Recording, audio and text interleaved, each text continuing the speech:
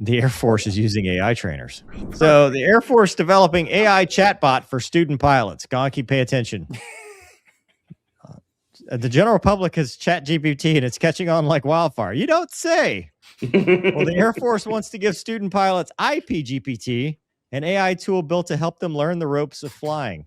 19th Air Force Flying Training Center of Excellence is developing an AI chatbot trained on aviation publications and manuals that can act like a virtual instructor pilot to help students and instructors to quickly access reference procedures and assess performance. IPGPT would be a first step toward leveraging artificial intelligence to train Air Force pilots. If successful, be able to coach students in simulators, freeing up time and training capacity for human instructor pilots. Unlike large language model chatbots such as OpenAI's ChatGPT, Google's Gemini, and Anthropic's Claude, which are trained using troves of data, 19th Air Force is training IPGPT on only aviation-centric publications. So it's basically going to be a Twitter rando, is what you're saying. It's just going to be grab the dudes that are doing flight aware, or somebody who does a lot of DCS.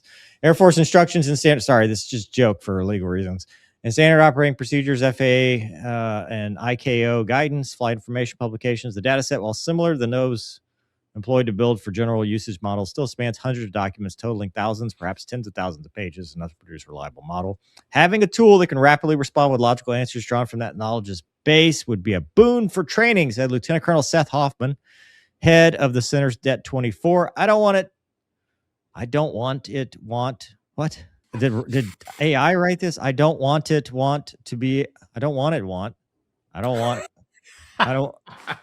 The mover GPT is now having a stroke. To be able to queue from the whole internet, like Reddit, which is where most of your chat GPT stuff comes from, Gonky.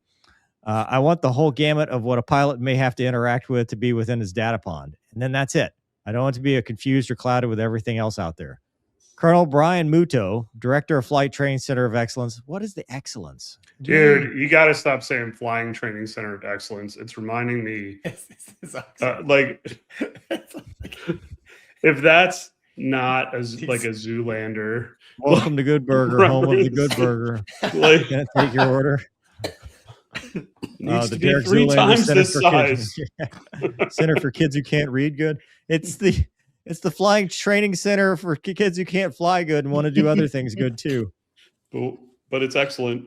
What? If the students are every day on their phone using large language models, they're going to expect it when they turn 20 and they come to fly the T-7 with us, right? He told Air and Space Forces magazine during a visit.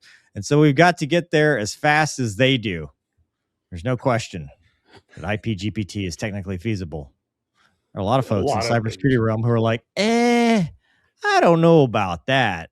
Anytime I need it, whether it's on the ground at ground speed 0 in preparation for a sortie in post-flight, I'm trying to look at what I've done and what I could do better. I want to be able to just queue up that assistant and we'll look through everything and synthesize me an answer that will help me be better, whether that's perform better as a student or instruct better as an instruction or what have you. There you go. Question. I have no questions. Scroll back up. I want to be able to go and fly. Wait. And sorry. I thought you were. He says, I want to be able to go fly in a sim and loop and see that I entered at 500 knots with a 4G pull over the top, and I want to compare it to the pub. Yeah. So there's your synopsis, Gonky. Tell me your thoughts about IPGPT. WOMBAT, what are your thoughts on it? I want to know if this dude's a pilot or not. Yeah, they're all pilots. No, that the quoted whatever his rank is of the Excellence Training Flying School of Excellence. Yeah, Flying Training Center of Excellence. It's all pilots. So that dude's a pilot. And those were his quotes about being a pilot. Yes. Well, then, yes, he needs ChatGPT for pilots. No. But listen, I don't think that's the right answer for teaching. Like, I want to be able to go into a flight or a sim and fly a loop, and I want to be able to know if I hit it at 500 knots and compare it to the pubs. That's what instructors are there for. Yeah. Like, that's the whole point of instructors. You can't uninstructor flight training because you're teaching the knowledge that somebody has built up. Like, you're essentially trying to take the Sully out of the Sully incident for what we were just talking about, right? And go, well, if I could have a chat bot that'll tell you that if you hit birds at this point, you can go into the Hudson. dude, you have to train the skill set. And the skill set is done with repetition. It's done sitting in your room and studying. You shouldn't need a chatbot to tell you the parameters of a maneuver, because you should have them memorized prior to getting into the sim or the plane. Like this is the whole, from at least this article, I know nothing else about it, but at least this article, this is the whole wrong way to think about flight training. That is not flight training whatsoever at all.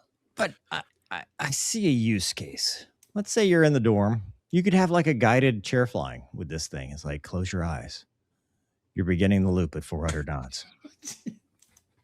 You pull back slightly on the stick at 4 Gs. Like, it could tell you all your parameters and help you with the chair flying. Or if you had a question and you can go, hey, IPGPT, what is the Air Force minimum altitude for a flyover? And it can tell you. And you could do study sessions with them. Like, I mean, we're getting more isolated, and the study groups may not be a thing anymore. So maybe it helps you study. Maybe it's like, hey, quiz me on this and then explain to me why I'm wrong. Like, there's some valid uses for this.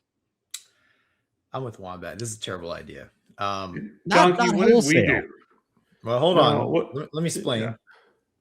So what you just said, Mover, like the whole no study groups. I mean, that's kind of anti-team building. Yeah, I know. I'm not saying that. I'm not suggesting it. I'm just saying, like, they're talking about kids these days. This is more of what the kids, they're not Gen Xers. We know. But okay, so here's the closest. So I kind of saw something like this in the Navy. All right. So okay. You did not. Now hold on, just hear me out. Not the center of excellence level. No, not the excellent center of excellence for excellence. But so I mean, my reading's not so well, but it seems to me they want to use this on the instructor side and the student side. So he's saying, hey, it can help me prepare for flights. I can help debrief a loop. God help me. The problem is this. So I kind of saw this in the Navy. So when back in the day when I was taught, when I went through instructor qual, we had the strike fighter checklist in the Hornet community, and it was just the basically talking points, right? Everything, every mission set the Hornet would do. And we had briefs memorized, and we had, tactical things memorized. And then through that brief, we would recite the memory stuff, but then we would also weave our own experience into it, which would make the brief better. So when I became a Super Hornet instructor, right about that time, they implemented the PowerPoint brief. And so I started to use the PowerPoint brief, and this is how the briefs went. You'd walk in and you would see the students reading the brief, just clicking through it. And then you would go in and you would just read the brief, click through it. And then any questions? No. And so what I started doing was I would never use the PowerPoint brief. You could print off the strike fighter checklist, and whatever we were doing, defensive, offensive, air, whatever, I would just use my fleet brief. And I found that the students were better, because I don't care how great your PowerPoint brief is. It doesn't cover everything, because maybe there's weird weather that day. Maybe there's, I don't know, some anomaly. Not every flight's different. And the PowerPoint brief never gave me a chance to weave in my style of teaching and some of the experiences that I had as an instructor. So if everyone's using AI, the same AI, everyone's going to be studying for, okay, hey, help me prepare for Form 1. Okay, Form 1, this is the brief. These are the questions, blah, blah, blah. And that's what the instructor is doing too. So they're like two parrots talking to one another. So when I would sit as the IP in the back seat, so I didn't brief, right? I'm with the student. I would sit there, and dude, you would watch. I can't tell you how many times, especially in BFM, early stages, because concepts are hard. The IP would just click through, just read through. Questions, no, they would leave. And then now is my chance, because we're dueled up 2-seat jet. Like, you just see the deer. I'm like, hey man, any of that makes sense? And they're like, not really, because I actually studied that before he came in, and and it's just, dude, it's, nobody used the models anymore. Like, it's lazy man, dude. It's I don't know how to. I thought it was a lazy man's way of doing business. I thought the quality was crap. And there's just something lost in just having a machine just fart out words that you repeat. But that's my take on what do I know? I'm just an old guy who thinks that we were better. I don't think it's all or nothing. I mean, it's just like anything. I mean, dude, it's funny that this is the segue. As much as you use ChatGPT today, the difference of what they're trying to do is not make it a wholesale, we're going to use just regular ChatGPT. It is a ChatGPT or a GPT that is specific to aviation. So, if you have a question at 11 o'clock at night, it's not a human IP, but it's the next best thing. Dude, it might be able to, I mean, Veo can do this now, but I mean, the technology will exist. It could build a video, if it gets good enough and go, hey, here's what it's going to look like. Here's that aspect angle, when you hit the 9K turn circle entry, Well, if it gets good enough, you don't even need the people. Just make the AI fly the airplane. I mean, at the end of the day, if the AI is teaching both the instructor and the student and doing the briefing and debriefing, what the hell do you need the human beings for, right? No, just start the final war, lob the missiles, and let's call it good. Get right with God. It's a tool, dude. It's a tool. I mean, dude, I'm sure the IPs were like, we don't need CBTs. Oh, CBT. Like, dude, no, we don't need CBTs. Technology. Yeah, I still agree. We actually don't need CBTs. I would love to go back to sitting in a classroom and learning aircraft systems. Yeah, tell me stories about when the height system almost killed you, because I will remember that. I will remember that. I will not remember the computer voice talking to me about the hydraulic system, dude. I just zone out. Correct. Dude, I agree with you, Mover. As a reference tool, it would be great. But what they're talking about here, help me debrief a loop. Think about that. Really? A loop? I mean, it was an example, dude. But again, if this is the guy who's in charge of the school and that's his example, that's where I started at the beginning, Mover. Not to knock this, but like that's why I asked, is this guy a pilot? Because that example is so bogus. Like, what do you think they do in UPT, Wombat? They do loops. Dude, I'm well aware, but I'm saying like that is not like a loop is such a defined. I mean, there's no dynamic stuff to it whatsoever. You don't need AI to explain to you something that could be written on a circle with for 500 knots, 4 Gs to this, to like, if you can't digest that, how are you going to be in a 3-dimensional world with your hair on fire, getting shot at when you have to go into a target? Like, that's the point. Like, it's at some point, this stuff is fine. It's great. It's a great learning tool. There's nothing wrong with it to a point, but at some point, your ass is going to be in the seat. Yeah. And if you can't do a quick chat box on how to thinking. Like what happens when the connectivity goes away? Like, dude, like, I mean, somebody wrote it and I agree. It's like, well, you don't have to have memory items anymore or boldface because you just Google them. Like, that's not the point. That's not aviation. That's not tactical. There's something valuable in training about. I remember you being a student, especially in the Hornet, and you come back like in later, like in BFM or whatever. And they'd ask me, like, okay, first set, what do you remember from? I had nothing, dude. My notes are blank, no clue. Yeah. And then the IP, just using markers, would start drawing what happened, debriefing, and he would say things like, and right about here, you were about 210 knots. I'm like, how the hell do you know that? I don't even remember how fast I was going. Then we queue up the tapes, and I was always astonished at it made me really respect and strive to be like, dude, one day I want to be able to look across the circle and be like, that dude's doing about 215 and be right. Yep. And if everybody's like, well, see, Chad said we were doing 498 at the start of that loop, so that was probably an error. My bad, dude. I can do that, right?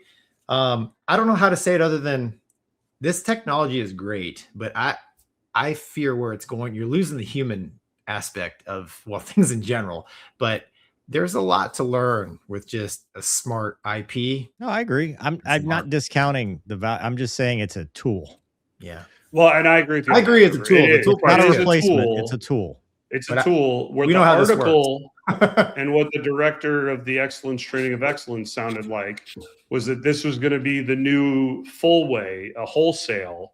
And like you guys have seen, FOQA and all that. Obviously, we have it, right? We have an app where I could go in and tell you how fast I taxi and all this stuff.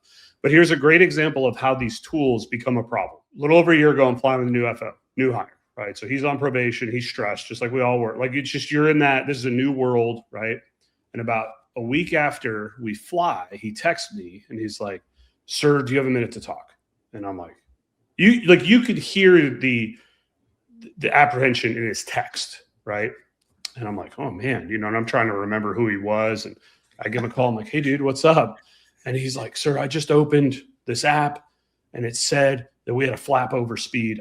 What do we do? What do I have to file? Blah, blah, blah." And I'm like, "What flight did it say we had it on?" "Well, we had it on this flight. It said we had a 2-knot overspeed." And I go, "Do you recall the airplane saying overspeed or any warning?" And he's like, "No." I go, "Okay." He goes, "I just don't know what to do." And like, you could see, to Gonky's point of like, we entered the loop at 498 or whatever, you know what I mean? How precise it can be. But you could hear this poor guy's like, he thinks his career that he's been working for is over because this app is telling him he had a flap overspeed when we did not. And he goes, "I just don't know what to do." And I go, "Okay." I go, "Do you have your iPad with you?" He goes, "Yeah." I go, "Open the app." He opens it. I go, "Now close it and never open it again." I go, "That's what you do because it's distracting you from learning how to be a pilot.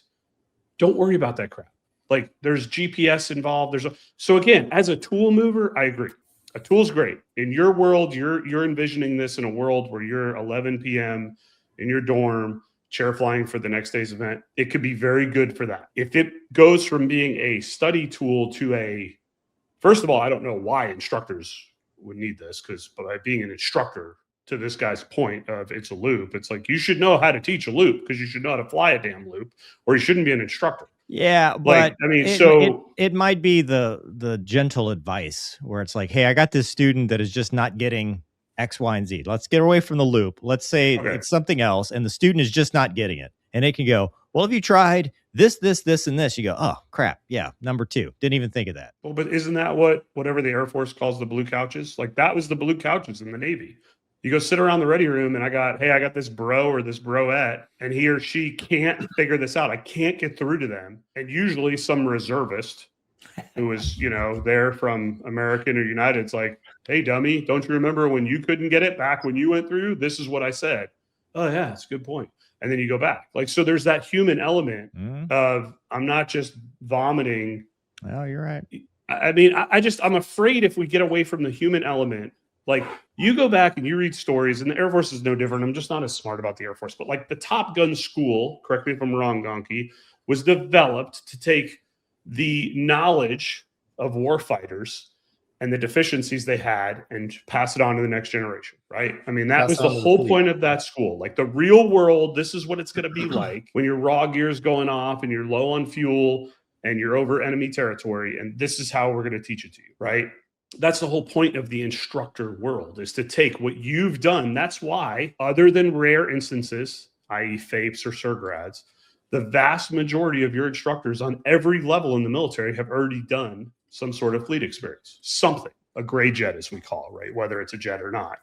And they've come back to pass on the, whatever it is, right? It doesn't matter. It's like when you have your Viper stories of being, vertigo and all this stuff, and you're taking off. Dude, those are real world valuable things that you could then go teach somebody and be like, "Dude, you're going to be in this situation," right?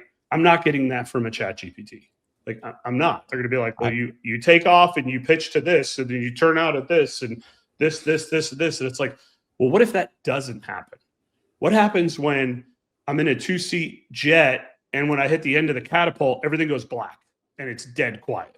Do I eject or do I try to fly? Well, if everything's quiet, you're probably, engines have both failed and you should eject. Well, but what if they haven't? What if I just pull back on the stick and I have some G and I realize I still have thrust?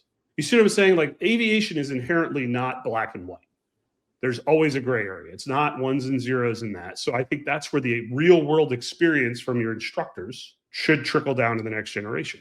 Well, but I think that it will, because if you've ever used any of these language models, like if you go to Grok right now and you say, "Hey, give me, the best AR-15 upper," right? It won't just tell you zeros and ones, because it's going to go search. Most of the crap is from Reddit. That's why half of it is wrong. But it's garbage in, garbage out. It'll go look at the stories, and these users report this, and then this user reports this, and this is the best thing that we could find. If you have an isolated model that is only Air Force, and let's say they do have, Gonky's story of landing on the boat, breaking the gear 1,000 times, and your story of the Fuqua thing 1,000 times. Eventually, those stories come together, and you do have some of that corporate knowledge. But you're right; it has to be put there, and the stories have to be added. But it's not I don't think. I mean, I hope not. It's not a 1-for-1 replacement. It is just simply a tool of, hey, why is it when we have an engine fire do we do this? Oh, well, glad you asked. This is, whatever. I mean, I don't see it as a replacement. If it is, then I agree with you. It's not a good idea. But if it's just another tool to make life easier, I mean, it is the future. Okay, so to that point, since we're, I think, 2v1 and you're the one. No, I kind of agree with Mover on the too. School of Excellence of Excellence. Gonky uses GPT more than I do. Here's my question, though, to you, Mover. So here you are. They have given you, General Mover, in charge of all Air Force training at the Flying School of Excellences of the greatest excellence of excellences. This tool to use to teach both instructors and students. Yep. But you have to fill the data in.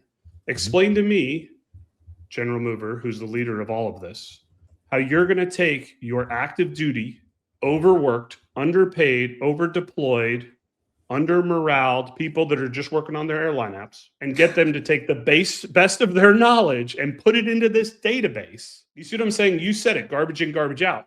So who is going to volunteer to put in the knowledge? The same people that do the knowledge already. But I'll tell you who's going to. It's a different thing when we're talking a NATOPS or a Dash 1, right? Because that stuff's written in blood. If you go to a ready room full of JOs, you know which ones are going to be raising their hand, being like, "Oh, I got some stories. I'll put it in there. I got you. I know how to fly that."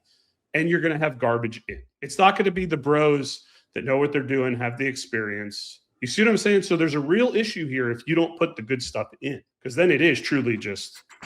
We've all met those instructors where you're like, "Bro, that didn't happen. What? You did what? Like that." How do you have wings, right? That's going to be the guy volunteering to input this data. Real problem is when it starts hallucinating. Well, and that's Mover. I just asked the question. The car wash is 100 yards away. Should I walk or drive? And it says walk. Yeah, but you didn't tell it to wash your car. That's the part. You have to ask it. But it's you implied. Can't just say it's implied. No, it's not. It's like this is what I'm saying. It ain't ready yet, dude. Why would I go to the car wash? You know what I'm saying? So to speak. That is the thing that worries me. So okay. I agree with you, dude. As a tool, just like the app I talked about with this new FO, right? It shows me trends, assuming I open it. It shows me my stabilization. It shows me compared to everybody else in my fleet or everybody else at the airline. Those are all great things for somebody that has 11 years at the airline and maybe is just really bored and scrolling through the apps that are on his iPad. But if you're learning the plane, I don't want you to worry about that stuff. You need to worry about the basics. Worry about the basics, build the foundation. You'll be fine.